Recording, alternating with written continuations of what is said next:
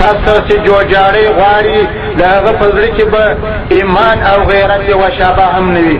که ستاسو سره د جوړجاړي خبره چا وکړله چې په هر ملک کې وي هغه به ستاسو په شان وي، هغه ته موږ د مسلمان په سترګه نشو کتلی. تاسو ته به ډېر اسلام ډېر کم په نظر درغلی دي، تاسو ته به اسلام ډېر کم په نظر درغلی وو. اسلام داسې فدایان ځوانان لري او تا چې ټول کفر نړۍ یو داسې سړی پیدا کړي چې دا فدایي حمله وکړي. موږ به ستاسو سره داسې عمل وکړو انشاءالله چې خپل کروسي ته به هدایت وکړي چې د اسلام څخه ګوښه ګرځي. اسلام ډېر خوږ دین دی، د اسلام خلک خپل غوښې او هډوکي او وینې او مازغه قربانوي. اسلام داسې دین نه دی لکه ستاسو دین چې دی.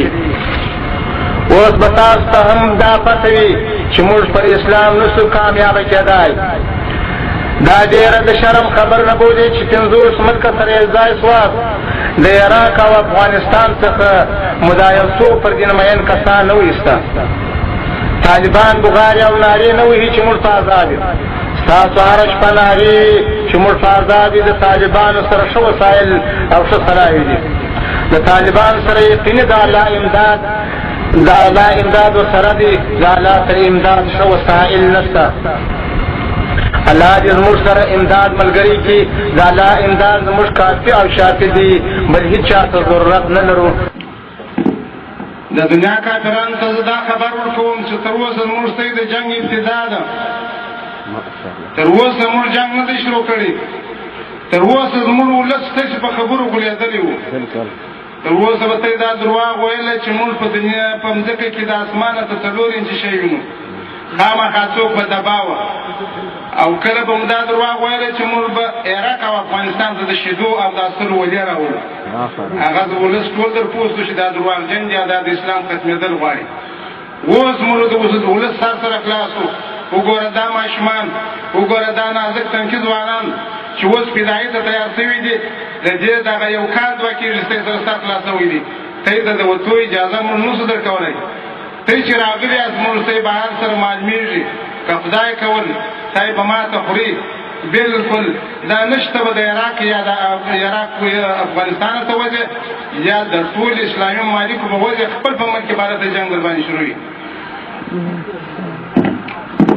نوي فدایان که چیرې د نومونو لیکنه غواړي هغه دې دا د شا د خلکو ته راووځي.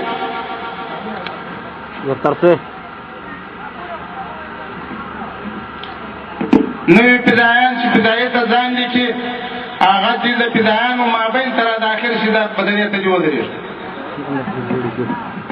تکبیر تکبیر تکبیر تکبیر تکبیر تکبیر تکبیر. ګورئ د دنیا کافرانو دا کاروانونه چې را روان دي دا په یوه پروګرام سره دونه انسانان ما چې د مسلمانانو د اجتماع ته دونه ځانونه فدایي ته دي چې اوس ځان سر خلاص کړي چې د مسلمانانو جذبې ته ځان ګروای سي که یا د وتلو خو بلکل هېڅکله اجازه نشته درشته یې ووځي. موږ ستاسې د جنګ ابتدا به د اوسه څه شروع کېږي. دغه انسانان چې اوس دیو ته په 3 کال نوبت رسېږي انشاءالله ډېر په غټ تعداد کې ځوانان دلته ناست دي. دا چې موږ فدایي ته لیکو صرف د دې دپاره یې لیکو چې ذهن یې دغسې جوړ کړو چې هلته په امریکې او برطانیې کې موږ یا مړه یا ژوندي دوی فدایان ځانونه لیکلي په هغه ځای کې لکه کوم چې مخکې در باندې وسوي همدې چې په هغه ځای کې همدې در باندې وسي. دا د افغانستان د دفاع لپاره موږ نه جوړو، نه د عراق لپاره. دا الحمدلله موږ د کفر د ختمېدو دپاره جوړو چې کفر په هر ځای کې وي هلته به د دغه مسلمانانو د غوښو هډوکو د مقابله د کفار سره شروع وي. تاسې سره په مرمۍ جنګ نه کوو. موږ الحمدلله موږ پر اسلام میینان یو. موږ په غوښو هډوکو باندې جنګ درسره کوو. زموږ غوښې هډوکې به ستاسې په مغزو کې باندې وي، تاسې په مردار پراته یاست. موږ الحمدلله که ژوندي یو هم کامیابه یو، که په محبس کې یو هم کامیابه یو، که شهیدان هم کامیابی د ناکامۍ هیڅ صورت نه لرو، په هیڅ وخت کې نه لرو، په هیڅ کله نه لرو. الله پاک موږ ته بشارت راکوي که مړه یاست، که شهیدان یاست، که بندیان یاست، که په مشقت کې یاست، تاسې کامیاب یاست. او بل زموږ ته الله پاک سرونه او مالونه رانیولي دي، د دې په عوض کې موږ ته جنت راکړی دي.